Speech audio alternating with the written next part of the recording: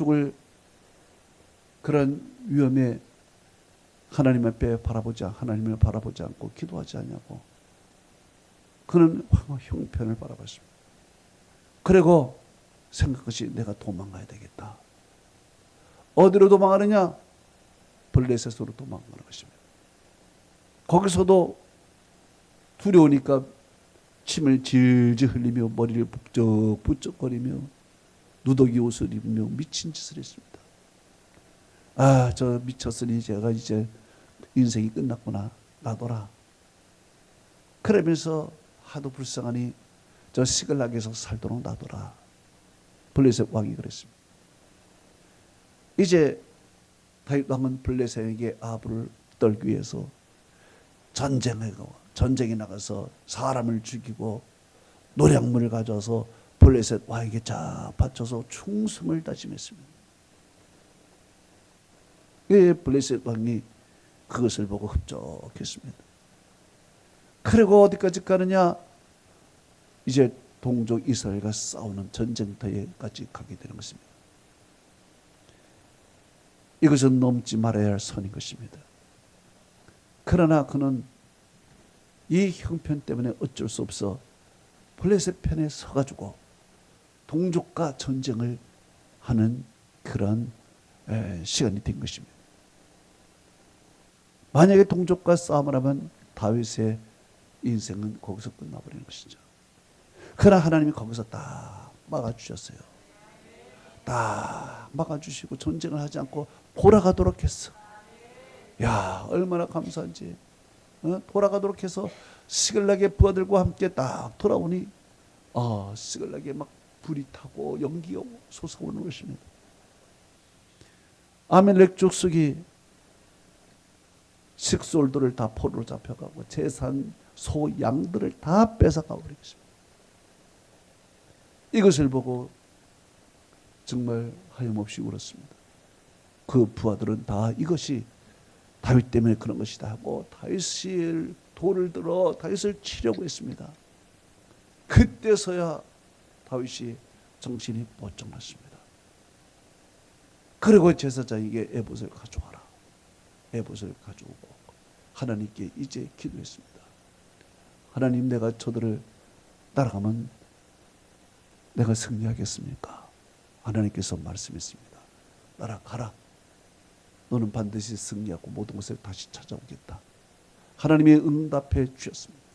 그걸 믿고 갔을 때 하나님 말씀대로 아멜렉 족속을 물리치고 있던 재산 다 회복하고 식구들을 다 다시 데리고 온 것입니다. 이렇게 엘리야, 아브라함, 다윗, 이 세 사람의 공통점이 무엇입니까? 아주 믿음의 사람이지만은 극한 상황 속에서 그들은 이 믿음의 실력을 발휘하지 못했다는 것입니다. 믿음의 사람이지만은 하나님을 바라보지 아니하고 이 형편을 바라봤다는 것입니다. 상황만을 생각했다는 것입니다. 둘째로 기도해야 할 시간에 기도하지 않았습니다. 중요한 시간에 하나님께 기도해야 되는데 기도하지 않냐고 인간적인 생각이 탁 사로잡혀서 야, 도망가야겠다. 이 현실을 피해야겠다 했어요. 그래서 피하여 간 곳이 엉뚱한 곳으로 간 것입니다. 가지 말아야 할 곳을 간 것입니다. 엘리야는 광야로, 아브라함은 세속의 나라, 우상의 나라 애굽으로, 다윗은 원수의 나라, 하나님이 가장 미워하는 나라 블레셋으로 갔습니다. 이렇게 하나님 바라보지 않냐고 기도하지 않은 결과 엉뚱한 곳으로 간 것입니다. 살려고 갔는데 죽을 지경이 된 것입니다. 세 모두가 다 하나님이 극적으로 개입을 해서 하나님이 구원해서 다 정상으로 되돌렸을지, 그렇지 않으면 그들은 다 거기서 죽은 것입니다. 이렇게 마침내 가지 말아야 할 곳에 이제 낭패를 봤을 때 그때서야 아차 하면서 기도하는 것입니다. 엘리야는 광야에서 이제 기도합니다. 아브라함은 이제 다 뺏긴 후에 기도합니다. 다윗도 재산을 뺏기고 식솔들이 다 사로잡히고 부하들이 배반하는 그 상황에서 아차 내가 기도합니다. 그때서야 이제 하나님을 의식하게 되고 그때서야 하나님 바라보고 그때서야 이제 기도하기 시작하는 것입니다. 우리들도 마찬가지인 것입니다. 믿음이 있다 하지만은 어떤 결정적인 순간이 오면은 하나님도 보이지 않습니다. 기도도 하지 않습니다. 인간적인 생각에 과다 찾는 것입니다. 그리고 이 형편을 보고 기껏 선택하는 것이 현실 도피인 것입니다. 이렇게 형편을 봤을 때는 우리 이성이 마비되고 생각, 믿음조차도 다 마비되는 것입니다. 인생의 결정적인 실수를 하게 되는 것입니다. 다 추락하게 되는 거예요. 그렇기 때문에 우리는 이 형편을 보지 말고 하나님을 바라보면 우리는 수퍼 강력한 믿음이 우리 안에 생기게 되는 것입니다. 자신감이 생기게 되는 거예요. 엘리야가 갈멜산에서 영적 전쟁을 할 때 그는 하나님만 바라봤잖아요. 그때 750, 850명 문제가 되지 않았어요. 그때는 정말 하나님의 슈퍼 믿음을 갖고서 나간 거예요. 그러니 다 된 거예요. 그러니 여러분 우리가 믿음이 있다고 자신할 필요가 없는 것입니다. 어떤 결정적인 생각을 만났을 때 그때 내가 무엇을 바라보느냐, 그때 내가 기도하느냐, 이것이 중요한 거예요. 둘째로 추락한 엘리야는 광야에서 하나님이 예비한 작은 그늘에서 새로운 힘을 얻었다는 것입니다. 엘리야가 도피한 그 광야, 그것은 마실 물도 없고 먹을 양식도 없는 것입니다. 그 광야에 도착한 그는 이제 다 탈진한 것입니다. 다 탈진해서 이제 자신감도 잃고 믿음도 잃고 마실 물도 없고 먹을 것도 없고 강력한 햇빛만 내려지고 그야말로 이제 그는 죽을 지경이 된 것입니다. 아무것도 없는 것입니다. 그런데 그 광야에서 딱 하나가 남았습니다. 그것은 로뎀나무. 그 로뎀나무 그늘 아래, 그 그늘이 그에게 마지막 안식처였습니다. 그 그늘을 만난 거예요. 그 그늘을 만나서 이제 겨우 쉬는 거예요. 이 하나 남은 이 나무 그늘, 여기서 하나님을 만나게 돼요. 여기서 하나님이 보낸 천사를 만나요. 그 그늘에서 쉬고 있는 천사가 와서 어루만지면서 물과 양식을 주는 것입니다. 언제까지 주느냐? 그가 회복할 때까지 주는 거예요. 여기서 중요한 것은 나무 그늘이에요. 광야에서 가장 중요한 것은 물도 아니에요. 음식도 아니에요. 그늘이 가장 중요한 거예요. 물이 있어도 그늘이 없으면 타서 죽어요. 일사병으로 죽어요. 쓰러져 죽어요. 그래서 하나님께서는 이스라엘 백성이 40년 동안 광야에서 있을 때 친히 낮에는 구름 기둥을 통해서 그들에게 그늘을 제공해 주었어요. 그래서 그 그늘 밑에서 그들은 살 수가 있었던 것입니다. 성경이 이렇게 말하고 있습니다.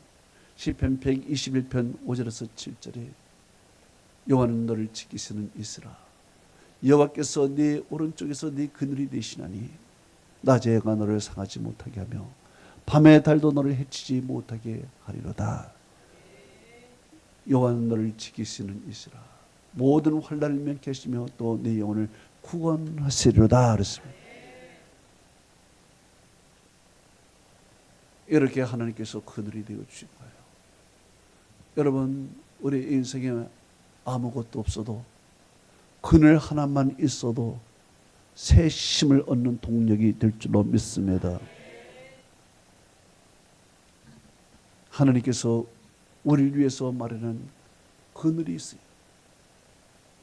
그 그늘에서 잠시 머물라고, 그곳에서 쉬라고, 새 힘을 얻으라고, 새 출발하라고, 그곳에서 하나님이 주신 양식을 먹으라고, 하나님이 주신 물을 마시라고 하나님이 주시는 그늘이 있습니다. 이 그늘이 바로 교회인 것입니다. 교회는 우리가 쉴 만한 곳이에요. 우리가 양식을 먹고 물을 마실 수 있는 곳이에요. 하나님을 만나는 장소인 것입니다. 그래서 주님께서는 수고하고 무거운 짐진 자들아 다 내게로 오라, 내가 너를 쉬게 하리라. 할렐루야. 세 번째로, 추락한 엘리야는 아직도 할 일이 남아 있다는 것입니다. 그 할 일이 무엇입니까? 사람을 세우는 일인 것입니다. 엘리야는 하나님께 이렇게 말했습니다. 열왕기상 19장 10절에 이스라엘 자손이 다 주의 언약을 버리고 주의 제단을 헐고 칼로 주의 선자를 죽이고 오직 남았거늘 그들은 내 생명을 찾아 빼앗으려 하나이다, 이야기를 했습니다. 엘리야가 보기에는 믿음의 사람이 지금 한 명도 보이지 않습니다. 이 세상에 정말 다 타락을 하고 이스라엘 백성들은 믿음을 버리고 우상을 숭배하고, 그리고 선지자들은 다 칼로 죽임을 당하고, 이제 도대체 선지자도 없고 주의 백성도 없는 그런 상황을 만났다고 이야기를 합니다. 오직 나 하나 남았는데 나도 죽이려고 하고 있습니다, 이렇게 얘기를 한 것입니다. 그러나 하나님께서는 말씀했습니다.